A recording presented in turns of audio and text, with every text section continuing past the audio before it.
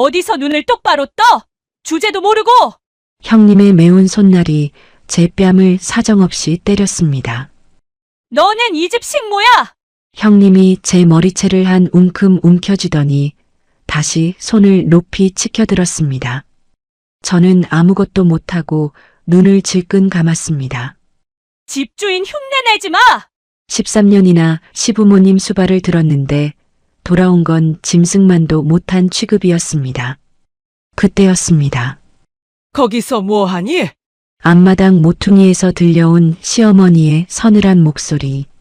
모든 추악한 진실을 누군가 지켜보고 있었습니다. 저는 그때 알지 못했습니다. 오늘 이 장독대에서 벌어진 일이 우리 집안의 모든 판을 뒤집는 시작이었다는 거요. 13년의 눈물이 마침내 거대한 반격으로 변하는 순간이었습니다. 사연을 이어가기 전에 시청자 여러분은 지금 어디에서 듣고 계신가요?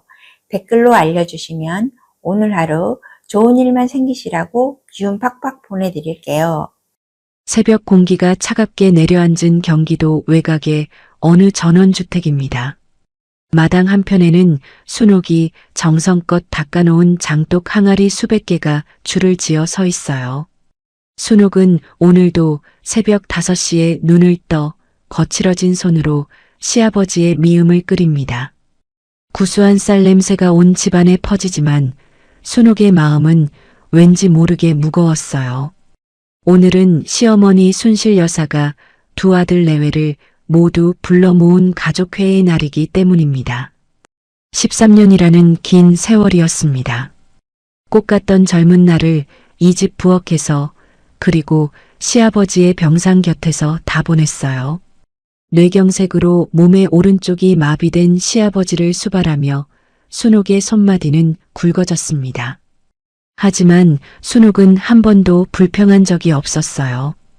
그게 막내 며느리로서 그리고 사람으로서 당연한 도리라고 믿었으니까요. 오전 10시가 조금 넘자 고요하던 전원주택 마당에 요란한 엔진 소리가 들립니다. 번쩍이는 외제차에서 내린 사람은 첫째 며느리 해숙이었어요. 베이지색 명품 코트를 쫙 빼입고 고가의 가방을 든 모습이 마치 백화점 나들이를 온 사람 같습니다. 해숙은 현관에 들어서자마자 코를 찡긋하며 부엌 쪽을 훑어보았어요. 순옥이 손에 묻은 물기를 급하게 닦으며 마중을 나갑니다. 어머, 동서. 아직도 음식 준비 중이야? 해숙의 목소리는 낮고 차가웠어요. 순옥의 초라한 앞치마와 대조되는 자신의 모습을 거울에 비춰보며 입술을 비죽입니다. 하지만 그 차가움은 찰나였어요. 거실에서 시어머니 순실 여사의 발소리가 들리자마자 해숙의 얼굴에는 금세 화사한 웃음이 번집니다. 어머니, 저 왔어요.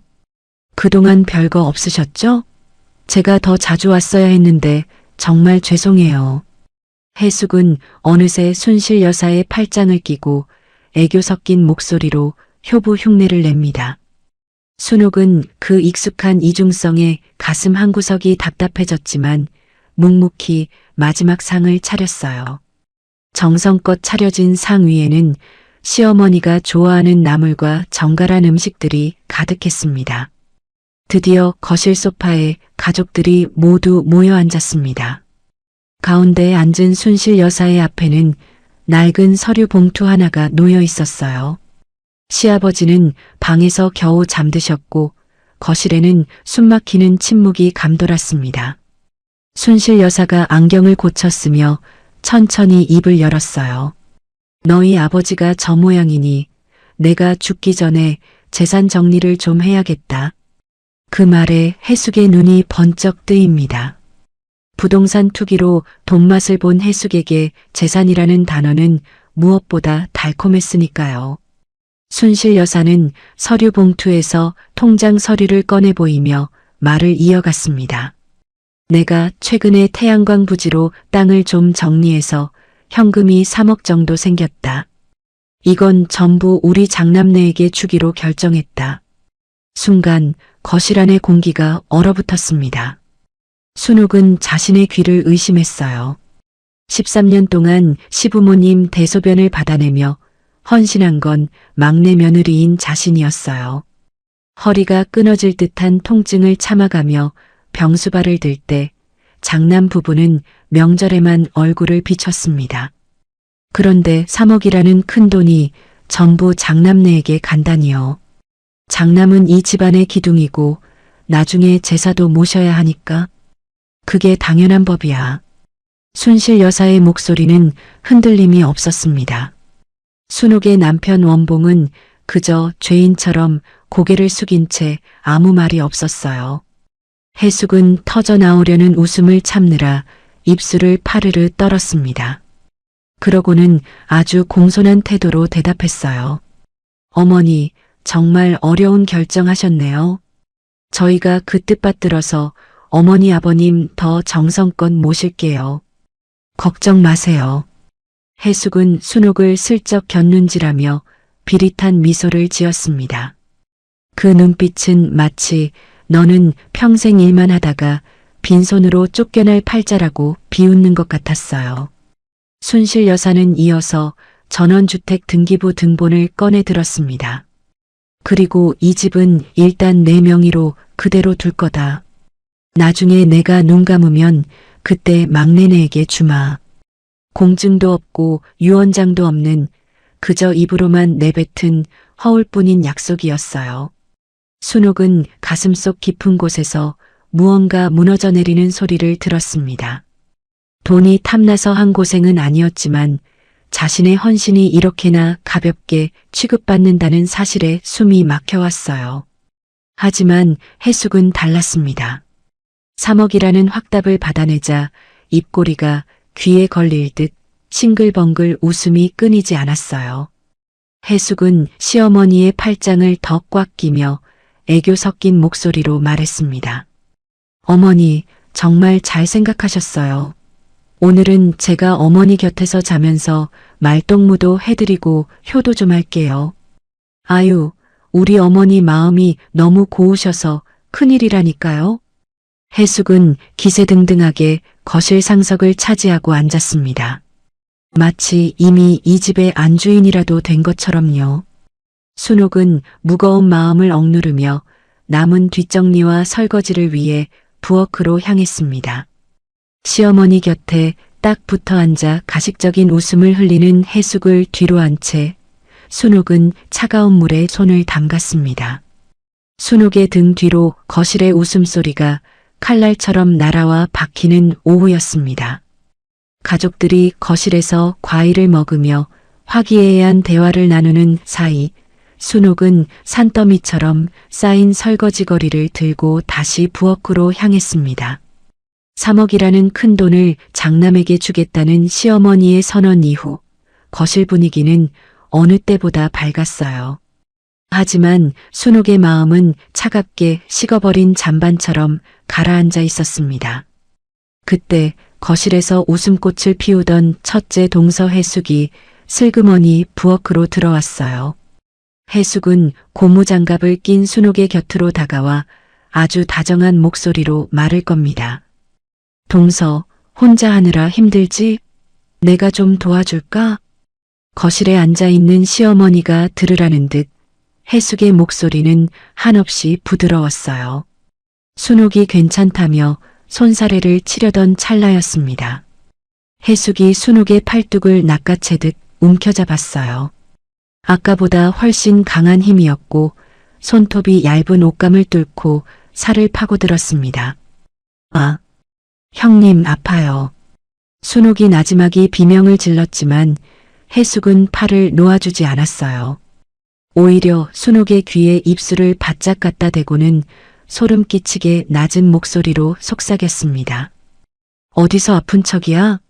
아까 어머니가 돈 얘기하실 때 내 표정 다 봤어. 그게 무슨 말씀이세요, 형님? 억울해 죽겠다는 표정이었잖아. 왜 너도 그 3억이 탐나니? 13년이나 병수발 들었으니 지분이라도 챙겨야겠어? 해숙의 눈빛은 거실에서의 그 화사한 웃음은 온데간데였고 굶주린 맹수처럼 번뜩였습니다. 순옥은 겁에 질려 아무 말도 하지 못한 채 파르르 떨기만 했어요. 착각하지 마. 너는 이 집에서 밥이나 얻어먹고 사는 식모나 다름없어. 주제넘게 돈 탐내지 말고 평생 아버님 대소변이나 받으면서 살아. 그게 내 팔자니까. 해숙은 순옥의 팔을 획 뿌리치고는 다시 인자한 형님 표정으로 돌아와 싱크대 위에 물기를 닦는 신용을 합니다. 그때 둘째 며느리 미숙이 부엌으로 들어왔어요. 미숙은 이미 해숙과 입을 맞춘 듯 순옥을 마치 투명인간 보듯 무시하며 해숙에게만 말을 걸었습니다. 형님, 아까 어머니가 주신다는 3억으로 뭐 하실 거예요? 강남에 아파트 보러 가신다면서요? 얘는 어머니 앞에서는 조용히 해. 동서 속상할라. 해숙이 순옥을 힐끗 보며 가식적으로 웃었습니다. 미숙은 코웃음을 치며 순옥의 발등을 툭 치고 지나가 냉장고에서 물을 꺼냈어요. 속상할 게 뭐 있어요. 막내 동서는 착하니까 이해할 거예요. 그치, 동서? 동서는 돈보다 효도가 먼저잖아. 미숙의 비아냥거림에 순옥은 고개를 더 깊숙이 숙였습니다. 두 동서는 자기들끼리 명품 가방이니 해외여행이니 떠들며 순옥이 정성껏 준비한 음식을 평가절하하기 시작했어요. 어머, 이 나물은 왜 이렇게 짜? 동서, 요즘 요리 배우러 다닌다더니 실력이 왜 이 모양이야? 그러게 말이야. 형님, 고기도 너무 즐겨서 못 먹겠더라고요. 정성이 빠졌나 봐. 순옥은 싱크대 앞에 서서 쏟아지는 비난을 묵묵히 받아냈습니다. 방금까지 시어머니 앞에서 음식이 너무 맛있다고 칭찬하던 사람들이 만나 싶을 정도로 태도가 돌변해 있었어요. 두 동서는 순옥을 가운데 두고 마치 없는 사람 취급을 하며 대화를 이어갔습니다. 형님, 다음 달에 저랑 백화점 같이 가요. 제가 좋은 데 알아놨어요. 그래, 우리 맛있는 것도 먹고 쇼핑도 하자. 누구는 집 지키면서 아버님 미음이나 끓여야 하니까 우리라도 즐겨야지. 해숙과 미숙은 서로 눈을 맞추며 낄낄거렸습니다. 순옥의 가슴속에는 뜨거운 무언가 치밀어 올랐지만 여기서 화를 내면 분위기만 망칠까 싶어 입술을 꽉 깨물었어요. 그때 거실에서 시어머니의 목소리가 들렸습니다. 얘들아, 거기서 뭐하니? 나와서 과일 좀 더 깎아라. 순실 여사의 부름에 해숙이 기다렸다는 듯 쟁반을 들고 나갑니다. 나가기 직전 해숙은 순옥의 어깨를 강하게 밀치며 지나갔어요. 동서 들었지? 과일 예쁘게 깎아서 내와. 껍질 두껍게 깎으면 어머니한테 혼날 줄 알아. 해숙의 경고는 차가운 칼날 같았습니다. 텅 빈 부엌에 혼자 남겨진 순옥은 떨리는 손으로 사과를 집어들었어요. 거실에서는 다시 하하호호 웃음소리가 들려오고 시어머니는 해숙의 손을 꼭 잡으며 역시 우리 큰며느리가 최고다라고 칭찬하는 소리가 들렸습니다. 순옥은 사과 껍질을 깎으며 자신의 인생도 이렇게 깎여나가는 것 같다는 생각이 들었습니다. 13년의 헌신은 어디로 가고 남은 것은 동서들의 멸시와 시어머니의 차가운 차별뿐이었습니다. 사과 껍질 위로 눈물 한 방울이 툭 떨어졌지만 순옥은 얼른 소매로 눈가를 훔쳤어요. 지금은 울 때가 아니라 이 지옥 같은 상황을 견뎌내야만 하는 시간이었으니까요. 순옥은 쟁반을 들고 거실로 향했습니다. 그곳에는 가식의 가면을 쓴 해숙과 그 옆에서 아부를 떠는 미숙 그리고 모든 진실을 외면하는 시어머니가 앉아 있었습니다. 순옥의 발걸음은 모래주머니를 찬 듯 무겁고 힘겨웠습니다. 가족이라는 이름 뒤에 숨겨진 잔인한 폭력이 순옥의 숨통을 조금씩 조여오고 있었습니다. 새벽 5시 세상이 모두 잠든 고요한 시간입니다. 주방 한쪽에서 희미한 불빛이 새어나옵니다. 순옥은 무거운 몸을 이끌고 가스레인지 앞에 섰어요. 뇌경색으로 음식을 삼키기 힘든 시아버지를 위해 정성껏 미음을 끓입니다. 쌀을 불리고 체에 거르고 눕지 않게 계속 저어야 하는 고된 작업입니다. 벌써 13년째 순옥의 하루는 늘 이렇게 시작되었어요. 미음이 끓는 동안 순옥은 시아버지의 방으로 향합니다. 문을 열자마자 코끝을 찌르는 퀴퀴한 냄새가 가득합니다. 밤사이 실수를 하셨는지 시아버지가 젖은 이불 위에서 끙끙 앓고 계셨어요. 순옥은 익숙하게 마른 수건을 챙겨 시아버지의 몸을 닦아냅니다. 마비된 몸을 뒤집는 일은 결코 쉽지 않았어요. 온몸에 땀이 비오듯 쏟아지고 손목이 시큰거렸지만 순옥은 미소를 잃지 않았습니다. 아버님, 개운하시죠? 금방 깨끗한 옷으로 갈아입혀 드릴게요. 순옥의 다정한 목소리에도 시아버지는 초점 없는 눈으로 천장만 바라봅니다. 그때 방문이 벌컥 열리더니 시어머니 순실 여사가 들어왔어요. 순실 여사는 고생하는 며느리에게 눈길 한 번 주지 않았습니다. 그저 팔짱을 낀 채 차가운 눈으로 기저귀를 가는 순옥을 지켜볼 뿐이었어요. 기저귀 똑바로 채워라. 지난번에는 줄줄 새서 방바닥까지 다 젖었더라. 네, 어머니. 이번엔 꼼꼼히 신경 썼어요. 순실 여사는 고맙다는 말 대신 혀를 짧게 차며 방을 나갔습니다. 순옥은 순간 가슴 한구석이 서늘해졌어요.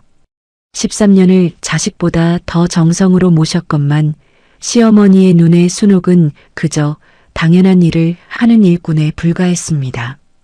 순옥은 젖은 이불을 들고 마당으로 나갔어요. 마당 수도가에서 빨래를 비비고 있는데 대문 밖에서 수군거리는 소리가 들립니다. 마을 사람들이 지나가며 안을 들여다보고 있었어요. 동네 사정을 다 아는 박씨 할머니의 목소리가 유난히 크게 들려왔습니다. 아유, 저 막내네 불쌍해서 어째. 고생이란 고생은 혼자 다 하는데. 말도 마요. 글쎄, 순실내가 장남한테만 현금 3억을 줬다면서? 세상에 이런 법이 어디 있어. 그러게 말이야. 큰애는 명절 때나 와서 거들먹거리기만 하는데 돈은 다 챙기고 정작 똥오줌 받아내는 막내는 빈손이라니. 사람들의 수군거림이 순옥의 귀에 화살처럼 날아와 박혔습니다. 동네 사람들조차 아는 진실을 시댁 식구들만 모르는 것 같아 억울함이 밀려왔어요. 순옥은 빨래를 쥐어짜던 손을 멈추고 자신의 손바닥을 내려다보았습니다. 한때는 희고 고왔던 손이었습니다.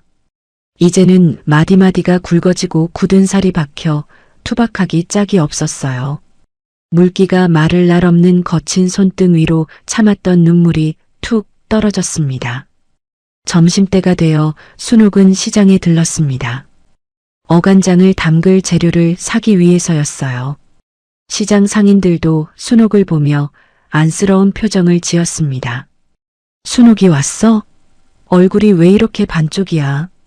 좀 쉬어가면서 해. 아니에요, 이모님. 제가 안 하면 누가 하겠어요. 그냥 웃으면서 해야죠. 바보같이 착하기만 해서 그래. 내가 너무 오냐오냐 하니까 시어머니가 너를 우습게 보는 거야. 순옥은 억지로 웃어 보였지만 마음속은 이미 시커멓게 타버린 뒤였습니다. 집으로 돌아오는 길, 가파른 언덕길을 오르며 순옥은 숨을 헐떡였습니다.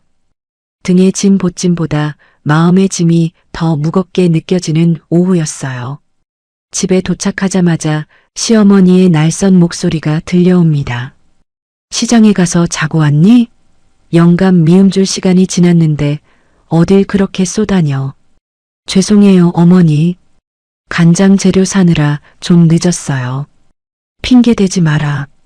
너 요즘 돈 욕심 생겨서 딴 생각하는 거 다 안다. 억울하면 너도 큰애처럼 돈을 벌어오든가. 순실 여사의 모진 말에 순옥은 가슴이 미어지는 것 같았습니다. 3억이라는 돈은 바라지도 않았습니다. 그저 고생했다. 내가 있어서 든든하다는 따뜻한 말 한마디면 충분했습니다. 하지만 현실은 철저한 고립이었어요. 남편 원봉은 어머니의 기에 눌려 내 편이 되어주지 못하고 형님들은 자신을 무시하며 조롱합니다. 순옥은 어두운 부엌에 홀로 앉아 식어버린 국밥 한 그릇으로 끼니를 때웠습니다. 창밖으로 보이는 밤하늘은 유난히 맑고 밝았지만 순옥이 머무는 부엌은 끝을 알 수 없는 어둠 속 같았습니다. 순옥은 숟가락을 놓지도 못한 채 어깨를 들썩이며 소리 죽여 울었습니다.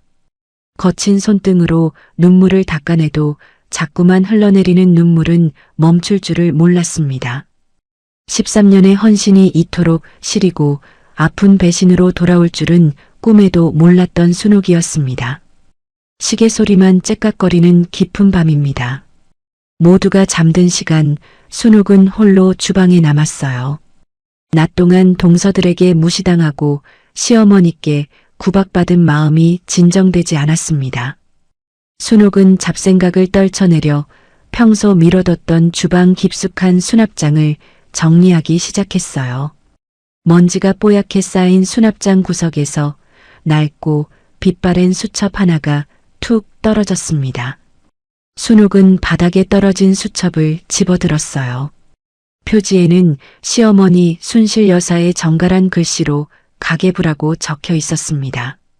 단순히 돈을 기록한 장부라고 생각하며 무심코 첫 장을 넘겼어요.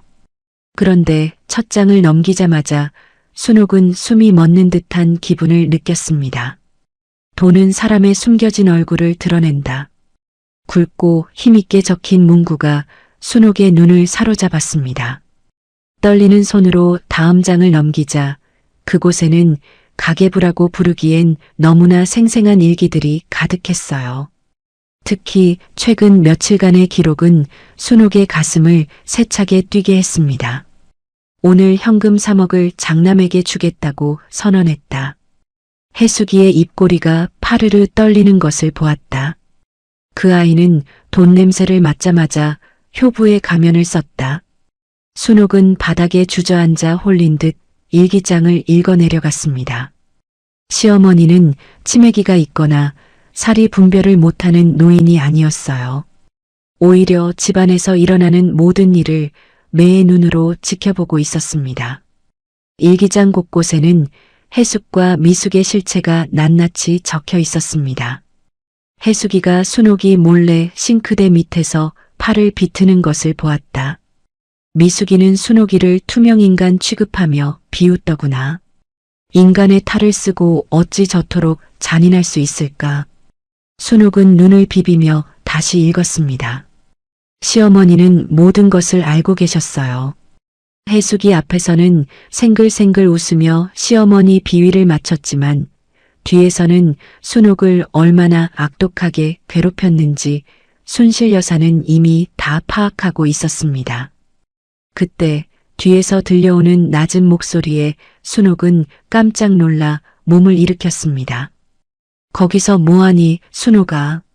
시어머니 순실 여사였습니다. 순옥은 당황해서 가계부를 뒤로 숨기려 했지만 시어머니는 이미 다 알고 있다는 듯 담담한 표정이었어요. 아, 어머니, 주방 정리하다가 그만. 다 읽었느냐? 내가 써내려간 그 추악한 기록들을. 어머니, 다 알고 계셨던 거예요? 형님이 저한테 하시는 행동들. 그리고 3억 원 얘기도요. 순실 여사는 천천히 식탁 의자에 앉았습니다. 어둠 속에서도 시어머니의 눈빛은 그 어느 때보다 날카롭고 명확했어요. 사람은 돈 앞에서 본성을 드러내는 법이지. 나는 해숙이가 그 돈을 보고 어떤 괴물이 될지 보고 싶었다. 그리고 그 괴물 밑에서 내가 얼마나 더 견디는지도 지켜보았지. 어머니, 저는 너무 힘들었어요. 저를 미워하시는 줄로만 알았습니다. 순실 여사는 낡은 가계부를 부드럽게 쓰다듬었습니다. 그 손길에는 그동안 보여주지 않았던 미안함과 애정이 서려 있었어요.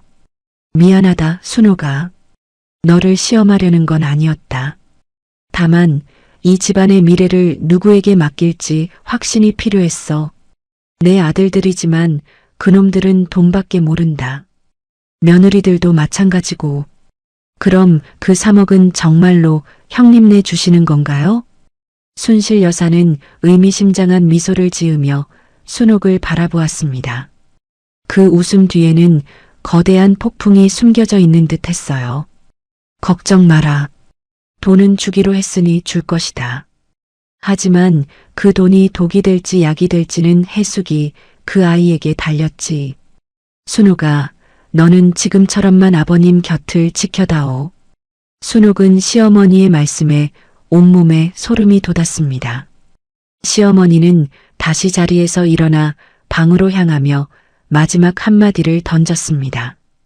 가계부는 내가 가지고 있거라. 나중에 내가 이 집안을 이끌 때 큰 공부가 될 게다.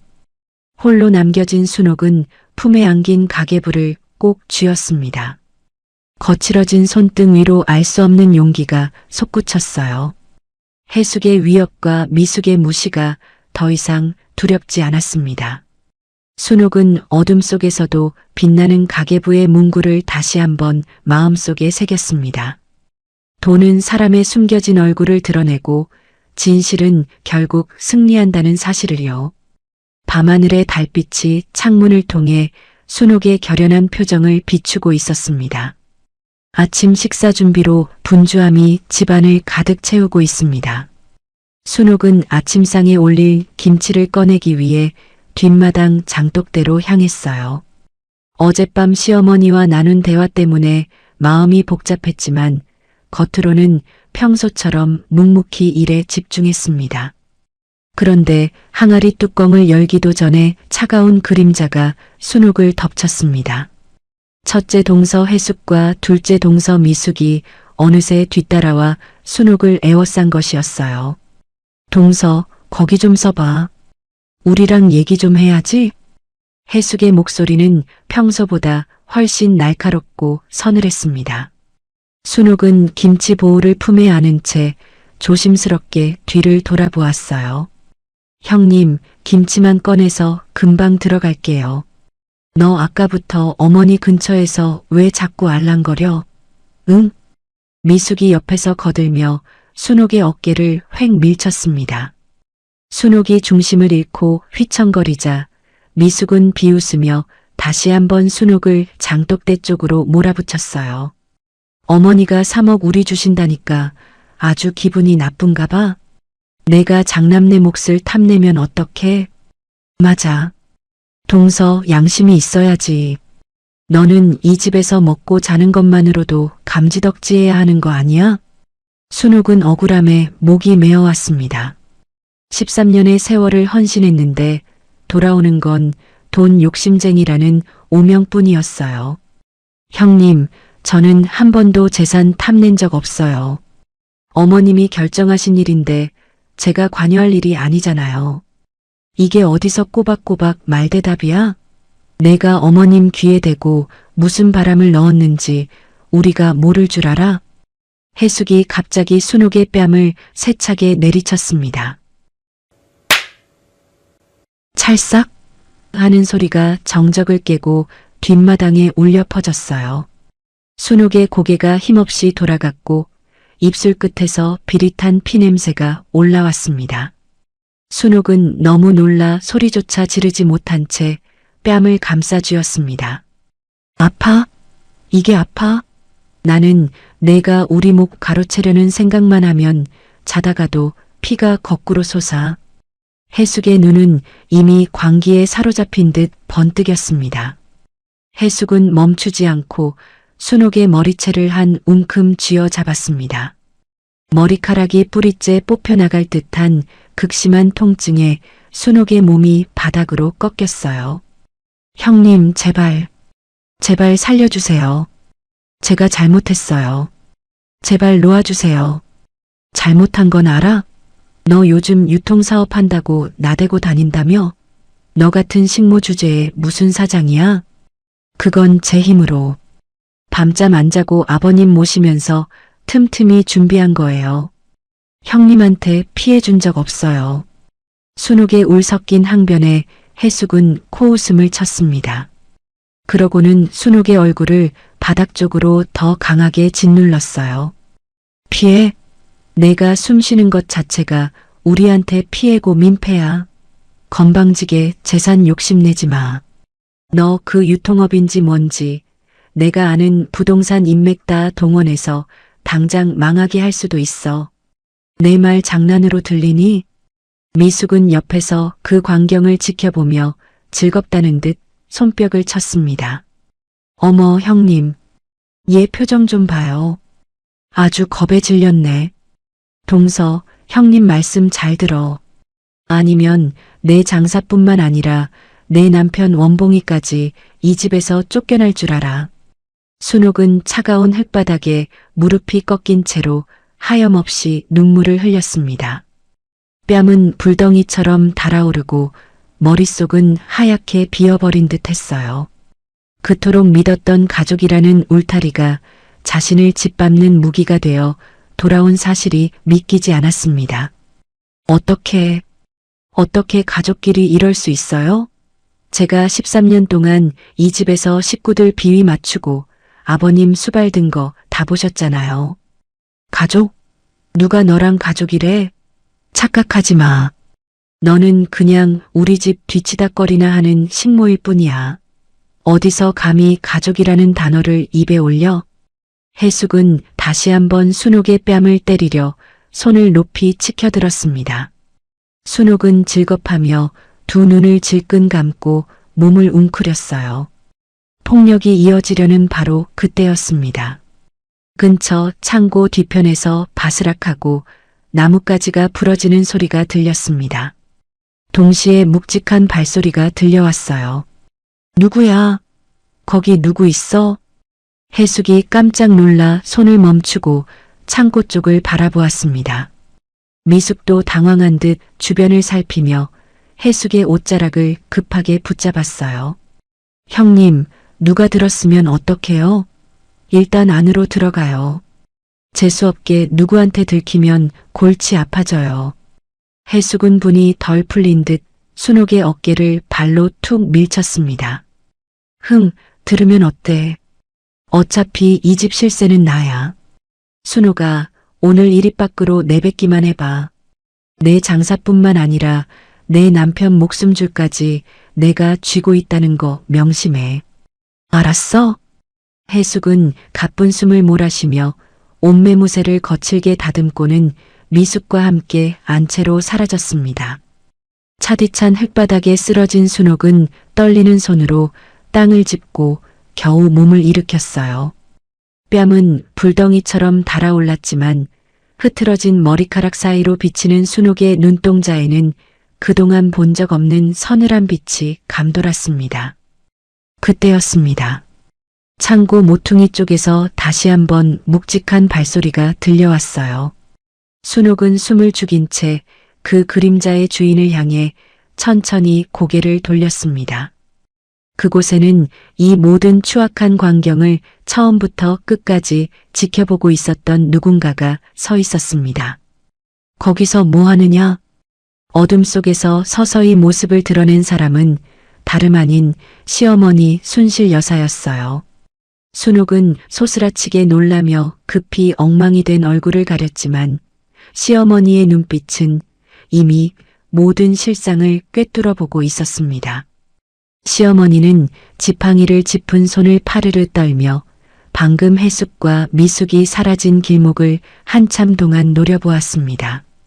순실 여사의 얼굴은 그 어느 때보다 차갑고 엄격했습니다.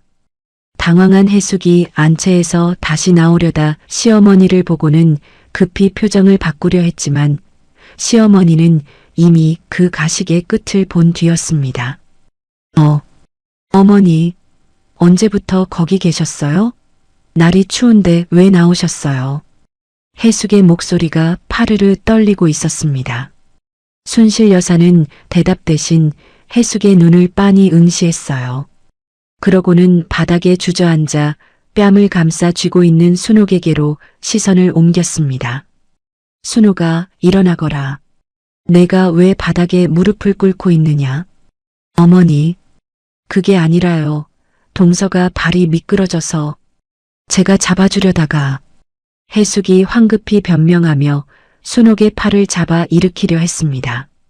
하지만 순실 여사가 지팡이로 해숙의 손등을 툭 쳤어요. 그 더러운 손 치우지 못하겠느냐? 내 눈이 멀었다고 생각했느냐? 내가 방금 순옥이의 머리채를 잡고 뺨을 때리는 걸 이 눈으로 똑똑히 보았다. 순실 여사의 일갈에 미숙은 겁에 질려 뒷걸음질을 쳤습니다. 해숙은 입술을 깨물며 억울한 척 연기를 시작했어요. 어머니, 오해세요. 순옥이가 아까부터 재산 분배가 불공평하다고 저한테 대들어서 제가 교육 좀 시키려던 것뿐이에요. 교육?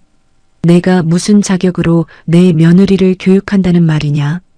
순실 여사는 품 안에서 낡은 가계부 한 권을 꺼내 들었습니다.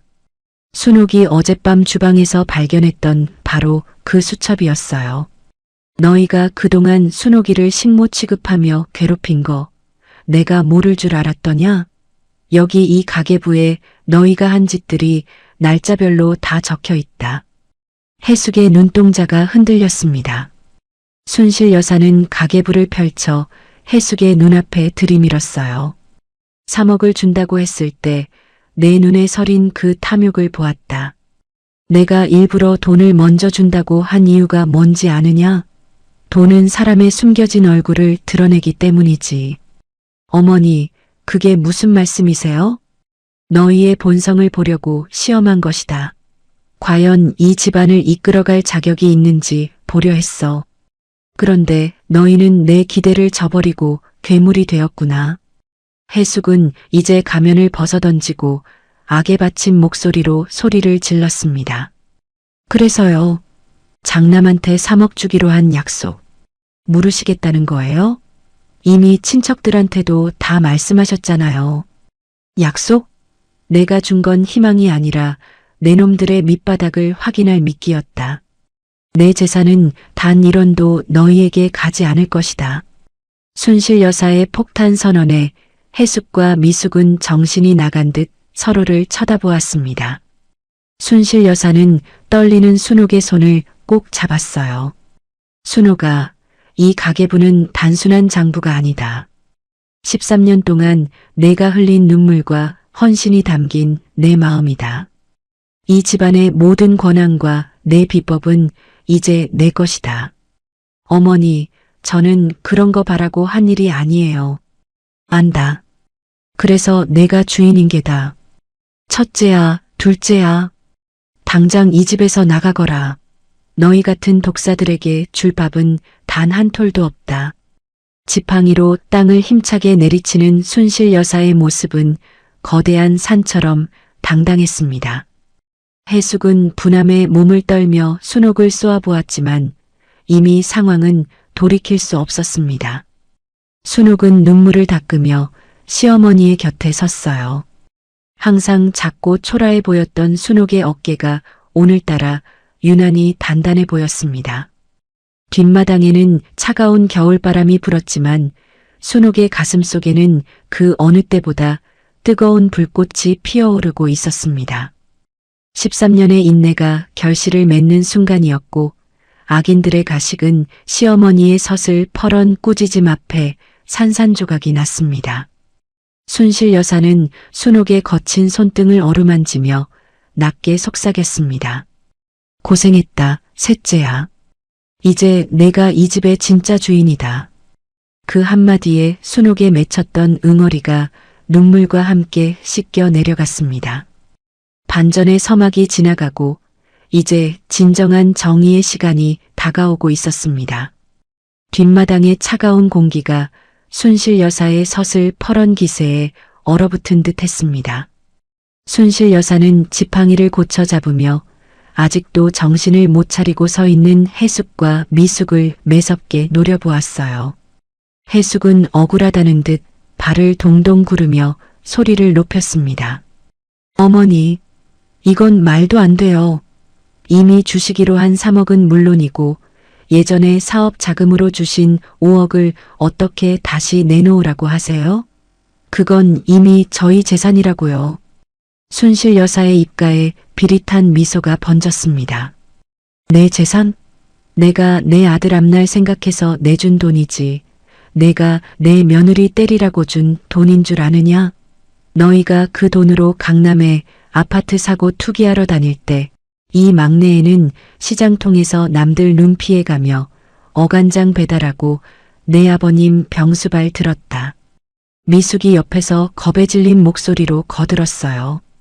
어머니, 그래도 저희도 자식인데 너무 차별하시는 거 아니에요?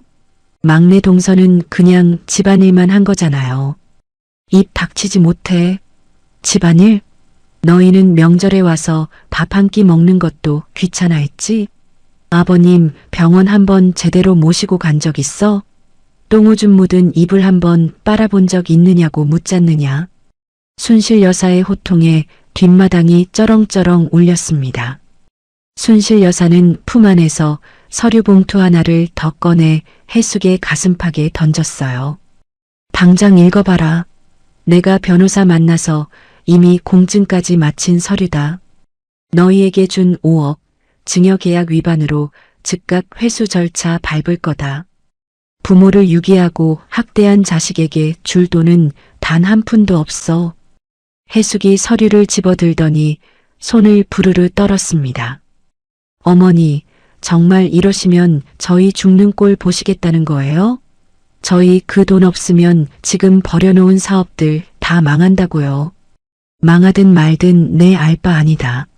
남의 눈에 피눈물 나게 하면 제 눈에는 대못이 박히는 법이지. 너희가 순옥이의 장사를 망치겠다고 협박했지? 아니, 이제 너희가 내 손에 망할 차례다.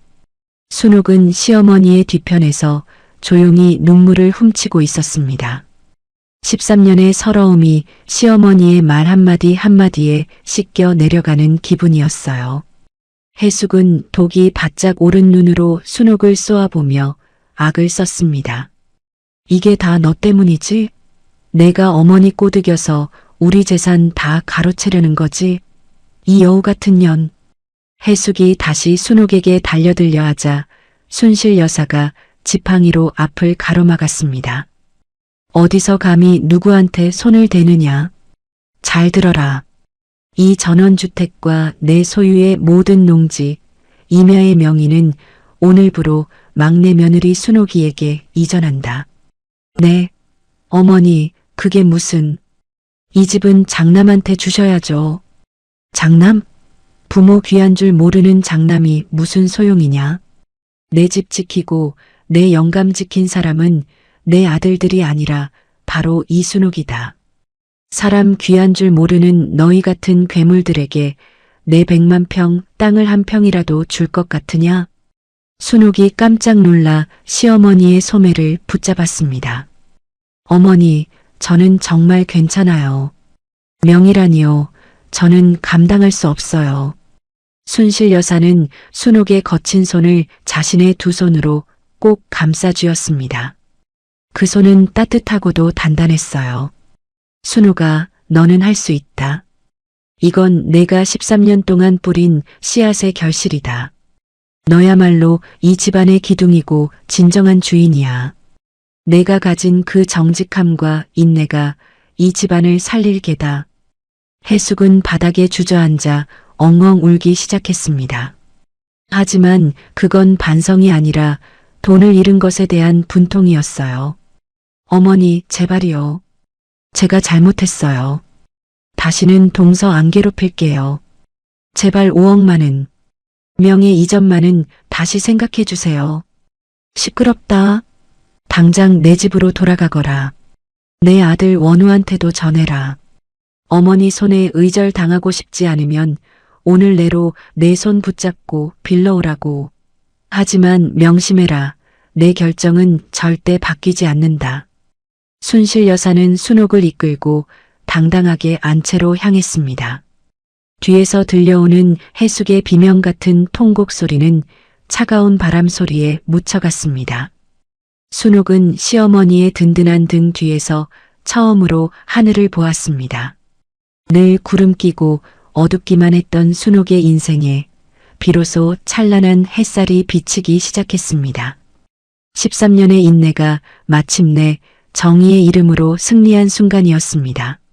시어머니의 낡은 가계부 속에 적혀있던 진실은 그렇게 세상을 향해 당당히 그 모습을 드러냈습니다. 해숙과 미숙이 폭풍이 휩쓸고 간 듯 쫓겨나고 집안에는 다시 고요한 평화가 찾아왔습니다. 마당 한가운데 홀로 서 있던 순옥은 아직도 꿈을 꾸는 것만 같았어요. 그때 안채에서 시어머니 순실 여사의 온화한 목소리가 들려왔습니다. 순옥아, 잠깐 들어오너라. 이제 너에게 줄 진짜 보물이 따로 있단다. 순옥이 방으로 들어가자 시어머니는 오랫동안 간직해온 듯한 낡은 필사본 한 권을 꺼내 놓았습니다. 그 안에는 이 집안에서 수십 년간 대물림되어 온 어간장과 어된장의 비법이 빽빽하게 적혀 있었어요. 시어머니는 순옥의 거친 손을 정성스럽게 어루만졌습니다. 이 비법은 단순히 맛을 내는 기술이 아니란다. 정성과 인내, 그리고 사람을 생각하는 마음이 담겨야 비로소 완성되는 맛이지. 13년 동안 묵묵히 이 집을 지킨 너라면 이 비법을 온전히 세상에 펼칠 자격이 충분하다. 어머니, 제가 이렇게 큰 선물을 받아도 될까요? 저는 그저 해야 할 일을 했을 뿐인데. 당연하지. 너는 이 집안의 며느리를 넘어 내 자부심이다. 내가 준비하던 유통사업, 이제 이 비법으로 당당하게 시작해보거라. 내가 내 든든한 지원군이 되어주마. 시어머니의 진심 어린 인정에 순옥은 참아왔던 눈물을 쏟아냈습니다. 그것은 슬픔의 눈물이 아니라 지난 세월의 고단함을 씻어내는 기쁨과 희망의 눈물이었어요. 시어머니는 순옥을 품에 꼭 안아주며 등을 토닥였습니다. 고생 많았다. 이제는 남의 눈치 보지 말고 내가 하고 싶은 꿈을 마음껏 펼치며 살거라. 며칠 뒤 해숙 일가는 빌려간 돈을 갚기 위해 살던 집까지 처분했다는 소식이 들려왔습니다. 권력과 돈만 쫓던 그들의 끝은 비참했지만 순옥의 마음은 흔들리지 않았어요. 인과응보의 이치를 깨달은 순옥은 오직 자신의 새로운 길에 집중하기로 했습니다. 봄 기운이 완연한 오후, 순옥은 깨끗하게 닦인 장독대 사이를 천천히 걸었습니다. 항아리 속에는 시어머니의 비법으로 담근 어간장이 깊은 맛을 내며 익어가고 있었어요. 순옥은 이제 막내 며느리라는 이름 뒤에 숨지 않고 요식업계의 당당한 CEO로서 첫 발을 내디딜 준비를 마쳤습니다. 마당 귀퉁이의 매화나무에 하얀 꽃송이가 하나둘 피어나기 시작했습니다. 모진 겨울바람을 견디고 가장 먼저 봄을 알리는 매화꽃이 마치 순옥의 인생과 닮아 보였어요. 순옥은 햇살 아래 반짝이는 장독대와 매화꽃을 바라보며 세상 그 어느 때보다 환하고 눈부신 미소를 지었습니다. 어머니, 저 정말 잘 해낼게요. 지켜봐 주세요. 순옥의 다짐이 섞인 목소리가 따뜻한 봄바람을 타고 널리 퍼져나갔습니다. 13년의 기다림 끝에 찾아온 순옥의 인생 제2막은 이제 막 그 찬란한 막을 올리고 있었습니다. 정의는 승리했고 진심은 통했습니다. 순옥의 앞날에는 이제 고통의 눈물 대신 성공과 행복의 꽃길만이 활짝 펼쳐져 있을 것입니다. 오늘 사연은 여기까지입니다. 끝까지 시청해 주셔서 고맙습니다. 구독과 좋아요 남겨주실 거죠? 감사합니다.